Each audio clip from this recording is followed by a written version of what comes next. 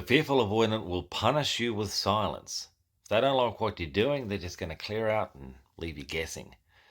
And they'll get angry at you, but you won't know why. There's actually a little more to it than that. They're not actually trying to punish you at all. What they're yearning for is to be seen, heard, and loved and understood by you, their partner. But the thing is they're not prepared to tell you that. Just imagine as a child, you had an inconsistent model for parents where they didn't really show up and remember to give you a hug and a kiss, or your dad didn't show up when he said he would to take you fishing. You had no idea really what was coming next. The love was inconsistent. And now with your partner, the last thing you want is to have to explain yourself. You're yearning for that thing that was missing as a child, that consistent love, the knowing, that confidence that you're going to be cared for.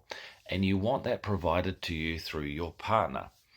Not necessarily a healthy thing, because a parent ought to know to do various things that are inherent and natural for a parent to do. It didn't happen for the fearful. Now they're connecting to their partner and expecting them to fill that parent role. They're yearning for that kind of love, and they don't want to have to explain themselves. The trouble is obviously then that the partner has no clue what to provide. Often they'll attract a partner that didn't have a good model for parenting either, so it's a recipe for disaster.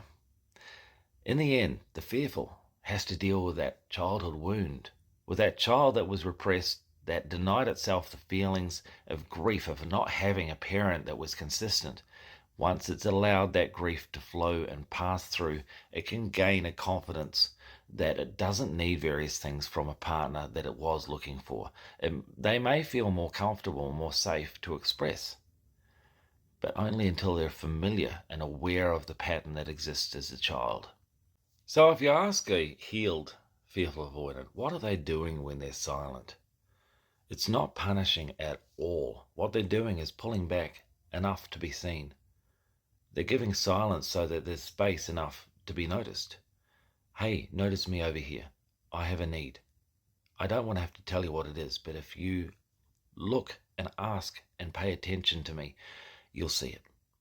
And that's what they want.